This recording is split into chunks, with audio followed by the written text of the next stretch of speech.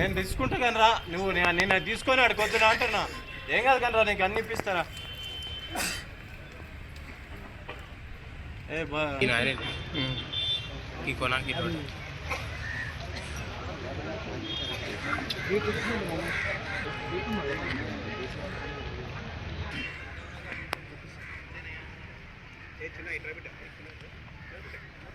దిగు తెప్పిస్తాడు.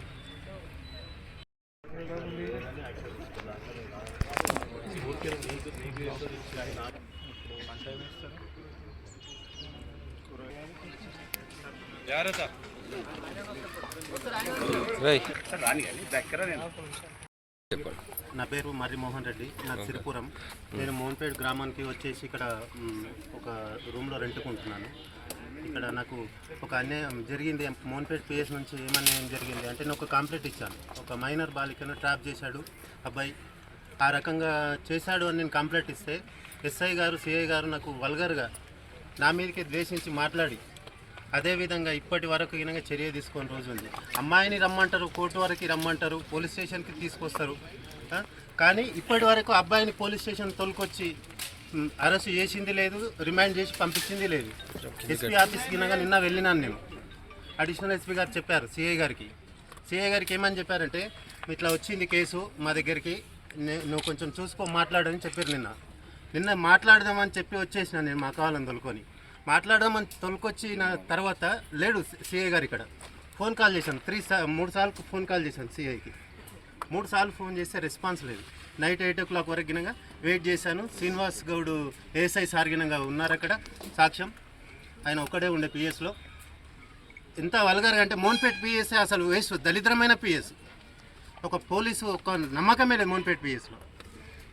నాకు మరపల్లి మండలి కిందకి వస్తుంది కానీ ఇక్కడ నుంచి ఇష్యూ ఇక్కడ ఏం జరిగింది ఇక్కడైతేనే మీకు ఇది ఉంటుందని చెప్తే నేను ఇక్కడికి వచ్చాను. ఇక్కడికి వస్తే నాకు ఎటువంటి ఇది గినంగా ఒక లక్ష్మారెడ్డి అనే వ్యక్తి కాంగ్రెస్ లీడర్, అందులో మెయిన్ పాత్రధారుడు. కేసు తప్పించడానికి, కేసు పద్ధతితో పట్టేయడానికి కారణం లక్ష్మారెడ్డి అనే మెయిన్ సూత్రధారి.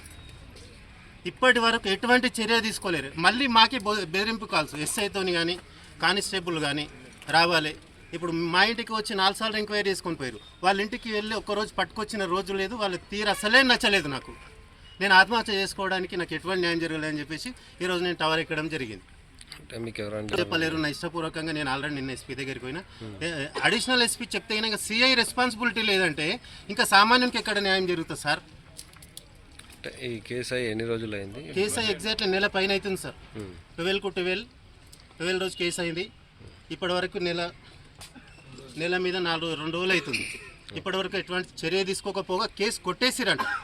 దాన్ని అంతకే మూసేసినామని చెప్తున్నారు నేను అడిషనల్ ఎస్పీకి. ఇంత తొందర ఎందుకు మూసేసిరంటే అందులో ఏం లేదు అంటుండు. ఒక మైనర్ బాలిక మీద ఆ రకమైన ఆరోపణలు మన దగ్గర ఎవిడెన్స్ ఉంది అంటే కనుక ఎటువంటిది చర్య తీసుకోకపోవడం ఎంతవరకు దౌర్భాగ్యం ఇది. పోలీస్ వ్యవస్థకు చిగ్గుచేటు కదా. ప్రజలకు న్యాయం చేయకపోతే ఎందుకున్నారు పోలీసులు?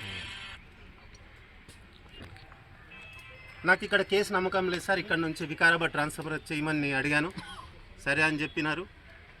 సిఐ గారిని సస్పెండ్ చేయమని డిమాండ్ చేస్తున్నా. ఎస్ఐ అరవింద్ని గినంగా సస్పెండ్ చేయాలి తక్షణమే అని చెప్పి నా డిమాండు.